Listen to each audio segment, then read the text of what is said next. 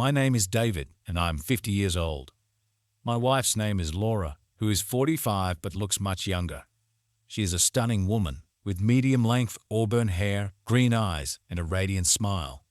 We have been married for 22 years, and our 23rd anniversary was just around the corner when everything started to unravel. We have a daughter, Emma, who is 20 and studying at a nearby university. She frequently visits us, bringing joy and liveliness to our home. I work as a senior project manager for a construction firm in California, a demanding job that often requires long hours and frequent travel. Laura and I met in college and fell in love instantly. Over the years, we built a beautiful life together, filled with laughter, adventures, and countless memories. However, as my career advanced, the demands of my job grew, and I found myself spending less and less time at home. Despite my efforts to balance work and family, the stress of managing multiple projects and meeting tight deadlines often kept me away from home. Recently, I'd been working on a high-profile project that required my constant attention. The pressure was immense, and the long hours began to take a toll on our marriage. Laura seemed distant, and our conversations became shorter and more superficial. I attributed it to the strain my job was putting on our relationship and promised myself that I would make it up to her once the project was completed.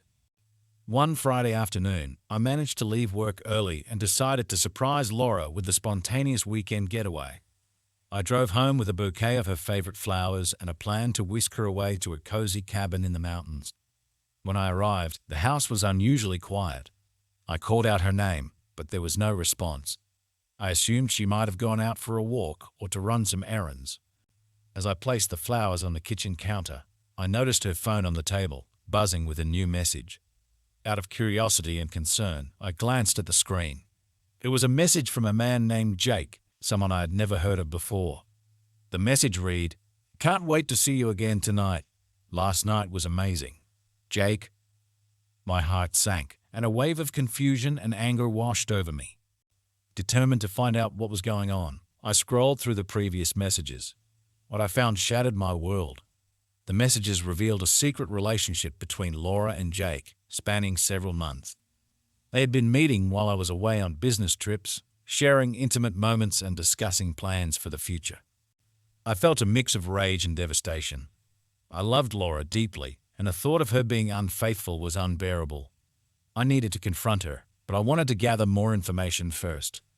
I decided to hire a private investigator to uncover the truth and provide concrete evidence of her infidelity. Over the next few weeks, the investigator provided me with detailed reports and photographs of Laura and Jake together. They met at a small cafe downtown, strolled hand in hand in the park, and even spent nights at a nearby hotel. The evidence was irrefutable. I had to confront Laura, but I needed to do it in a way that would allow me to make a clear-headed decision about our future. One evening, after Emma had returned to her university, I sat Laura down in our living room. I could see the nervousness in her eyes as I began to speak. "Laura, I've noticed that things have been different between us lately," I started, trying to keep my voice steady. "I want to understand what's going on. Is there something you need to tell me?" She looked down, avoiding my gaze. "David, I've been feeling lonely and neglected," she admitted softly. "With you being away so much, I needed someone to talk to, someone who could be there for me. That's when I met Jake." Hearing his name from her lips confirmed my worst fears. "How long has this been going on?" I asked, my voice trembling. 6 months, she replied, tears welling up in her eyes. "I'm so sorry, David. I never meant for it to go this far. I was just so lonely." I took a deep breath, trying to process her words. "Laura, I love you, but this betrayal is something I can't just overlook. We need to decide what happens next." Over the next few days, we had several difficult conversations. Laura expressed her remorse and pleaded for another chance, but the trust between us had been shattered. We agreed to go to couples counseling to see if our marriage could be salvaged. During the counseling sessions, we uncovered underlying issues that had contributed to our problems. While Laura's infidelity was a betrayal, it was also a symptom of deeper issues in our relationship. We both had neglected our marriage in different ways, and the counselor helped us to communicate more openly and honestly. Despite our efforts, the damage was too great. After several months of counseling, we both came to the painful realization that our marriage could not be repaired. We decided to part ways amicably, focusing on co-parenting Emma and maintaining a respectful relationship for her sake. As I packed my belongings and prepared to move into a new apartment, I reflected on the lessons I had learned. Betrayal is a devastating experience, but it also revealed the cracks in our relationship that had been there for years. Moving forward, I vowed to prioritize honesty, communication, and emotional connection in all my relationships. Laura and I finalized our divorce, and while it was a painful chapter in my life, it also marked a new beginning. I continued to work on my personal growth, building stronger connections with my friends and family. In time, I found peace and began to look forward to the future with hope and optimism. Emma remained a constant source of joy and strength. She supported both of us through the transition and maintained a close relationship with each of us. Despite the heartbreak, I emerged stronger and more resilient, ready to embrace the next chapter of my life. After the move, I decided to take a few weeks off from work to clear my mind and figure out my next steps.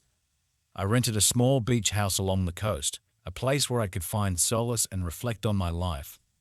The sound of the waves crashing against the shore and the salty breeze helped me to heal. During my stay, I spent a lot of time walking along the beach, watching sunsets and writing in my journal. It was a period of self-discovery and growth. One day, while exploring a local bookstore, I met a woman named Emily. She was in her early 40s, with a kind smile and an infectious laugh.